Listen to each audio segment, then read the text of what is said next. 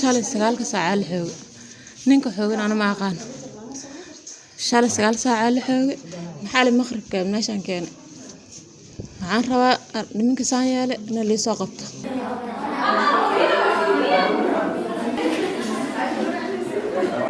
waan idin salaamay dhammaan meel kastoo joogtaan daawadayaasheena qiimaha iyo qaayaha mudan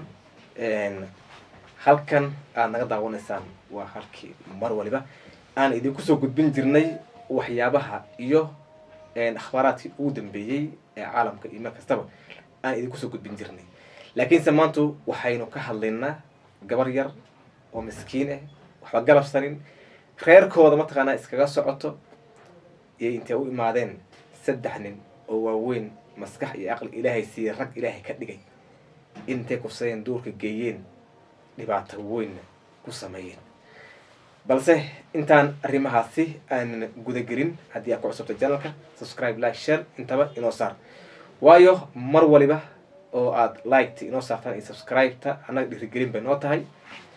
waana ku faraxna xaqiiqda laga hadlo marka haddii laakiin aad saari weysaan dee waa niyad jabeenayo waxay muuqaalo tayo leh laga heli maasaan idinka laftiina waan isku baahannahay aan iscaawino channelka waa channelkiina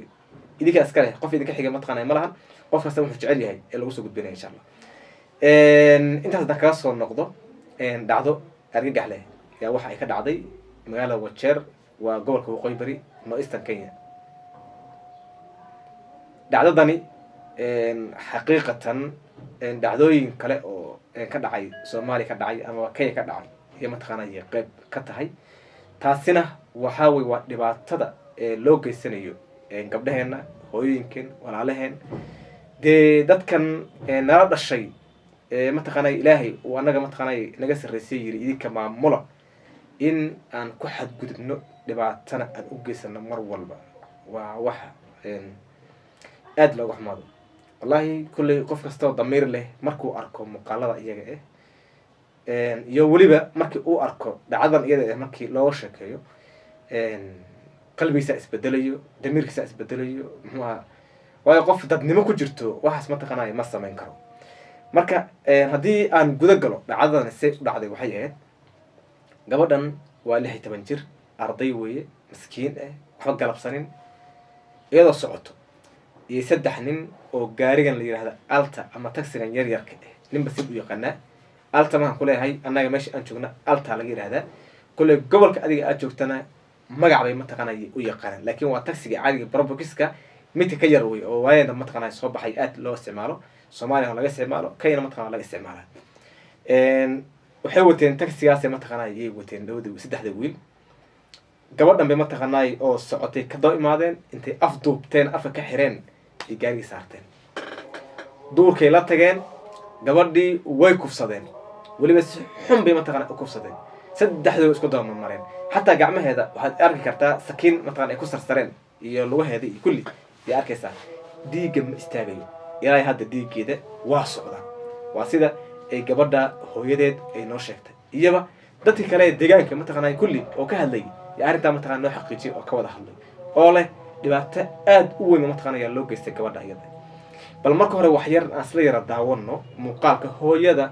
oo ka waramayso dhibka loo geystay gabadheeda ma jecli in mataqaanaa idin soo gudbiyo muuqaalka iyaga laakiin duruufta keeni in aan idin tusno qayb ka mid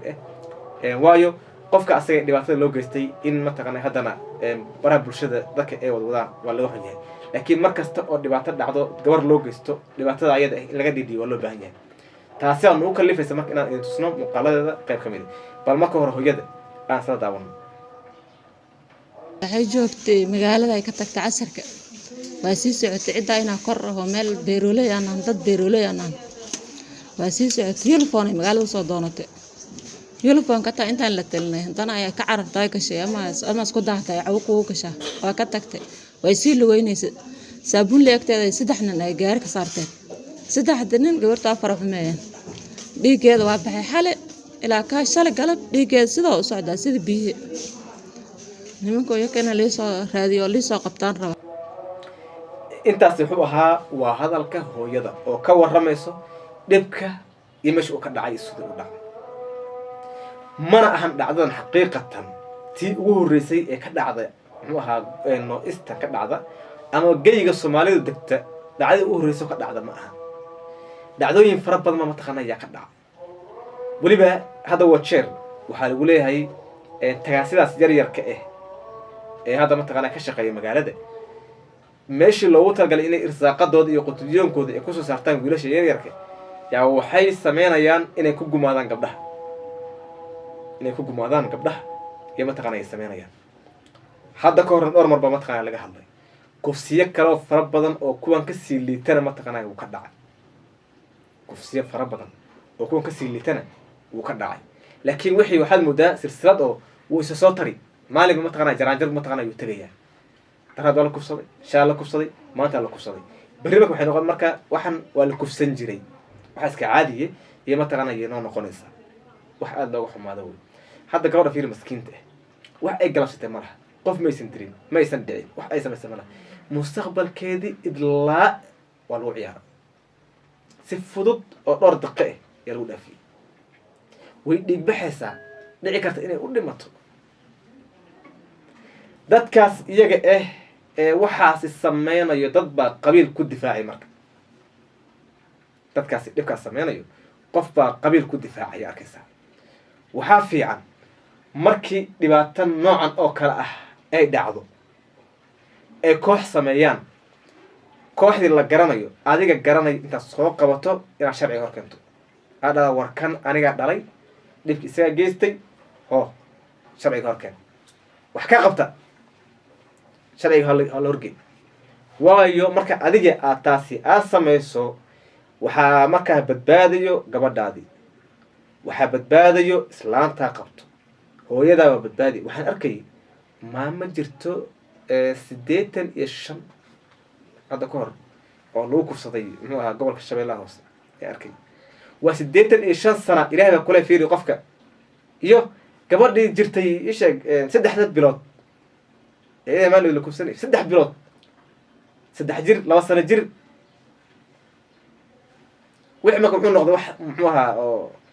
dadkan ma garanayo laakiin inkastoo hadda aan maqlayay hadda waxaa soo batay dhalinyarada drugska ma taqaanaa isticmaalo awal qaadkan sheegayna war qaadkii iqarsu ahaa hadda waxyaabaha dhalinyaradan ay isticmaalaan waxaa weeye waa nabaad guur qofka asaga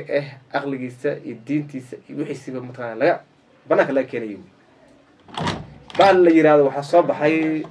bratimol wax noocaasa la yiraahdaa Soomaaliya inta ma laga isticmaala saan maqlayay yaa la isticmaala bahalka isaga marka dhibaatadiisa waxaa weeye qofkan isaga wax damiir ma yeelanayo wax damiir la yiraahdo ma yeelanayo marka taas waxay keenaysaa marka dhalinyaradii inay ku dhiiradaan inay markas ay isticmaalaan droogada iyada droogadaas dhibaato fara badan ay ma taqaanay ay u keento oo ay kala garan waayaan hooyadii dhashay gabadhii ma taqaanay la dhalatay iyo qofta ma taqaanay uu guursanayo kulli uu kala garanin oo wuxuu dooro ma taqaanay marka iyada isaga uu sameeyo marka dhibaato weyn ilaahay ma taqaanay dadka soo kala gaaro daawadayaal waxaan intaas kusoo koobay barnaamijka kooban ee ku dulmarinay kufsiga iyo afduubka loo geystay gabadhaas yar intaan barnaamijkan kan xog kulmeyno nabadgelyo